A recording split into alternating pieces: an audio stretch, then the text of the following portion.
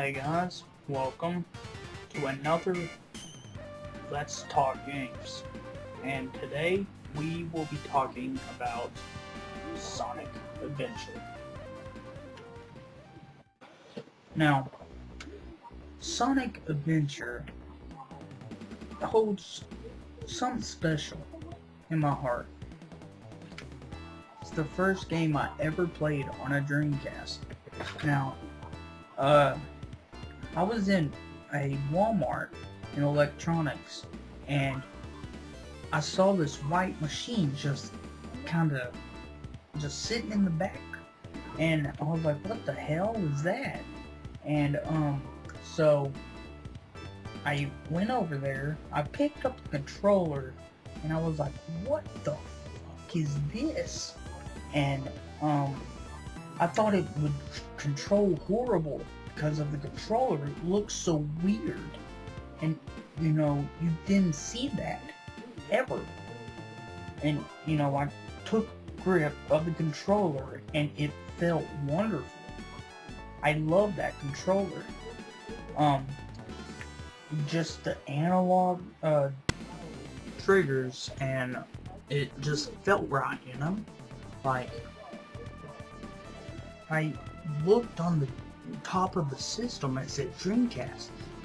I never heard of that because I never was, into the magazines and stuff. I went to,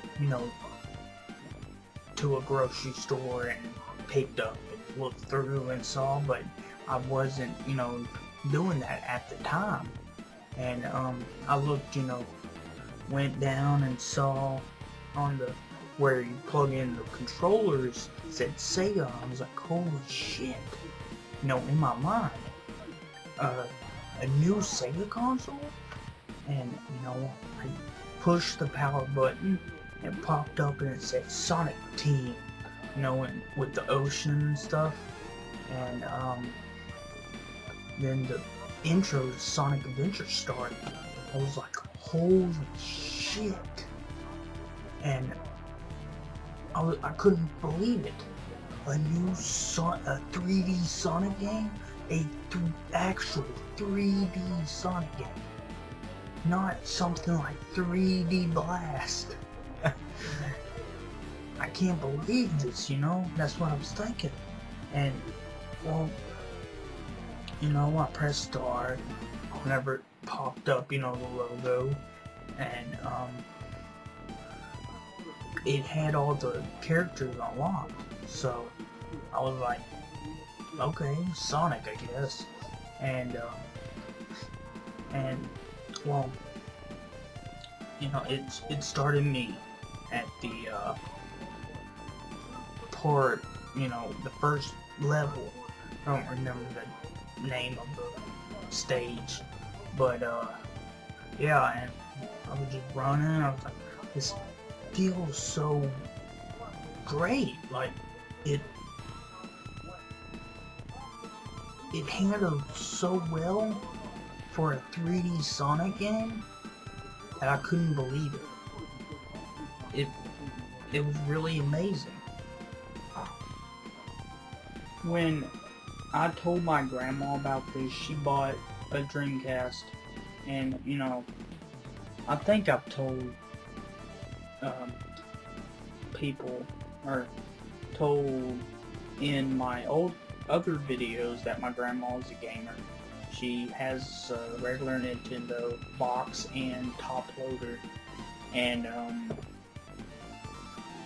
she did have a PS2, but she bought the Dreamcast, and she bought Sonic Adventure, Crazy Taxi, Tokyo Extreme Racing, I think it was called, for my grandpa, because he's into racing and stuff, and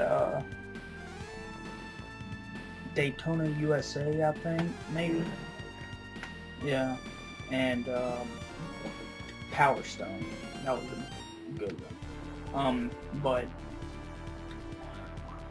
me and my cousin, younger cousin, played Sonic Adventure like hell, like religiously, and going through it, the whole thing, and then he gets to Perfect Chaos, and then you see Super Sonic for the first time in 3D, and you're like, whoa. I was like that. And he does, goes, and we're trying to figure out how to beat it, and you go up and try, and it was easy, at the time, and it gets a bit harder, and we couldn't beat it at first because he'd get knocked back or whatever and lose all his rings, and then and freaking drown. And so he finally beat that first part, and we thought that it was the end. And then Perfect Chaos comes up again, and a new song comes up. Not as good as the the song for the first battle, but we're like, oh no. And so anyways, we did the thing, go and woo, and then up and did it, and he didn't beat it like 2 times, I don't think, the first 2 times, but on the 3rd time we got him, we were jumping up and down, yeah. See, that's what I miss in games, just being like, oh yeah, when he finally beat that final boss, now it's just like the games are easy, way too easy. You're never like wanting to get to that final boss and fucking nail his ass. So, on a final note, Sonic Adventure is an amazing, amazing game. So, if you haven't tried this already, I mean, it's, been 20-something years? Pick this up. And if you can't get the Dreamcast version, get the DX version. That's on, it's on, PC and, GameCube. They're not as good as this one, but they have, the Game Gear games on them, which is a plus. Yeah. So yeah. Anyways. Oh, before I forget, the next game on Let's Talk Games will be one of my favorite games of all time.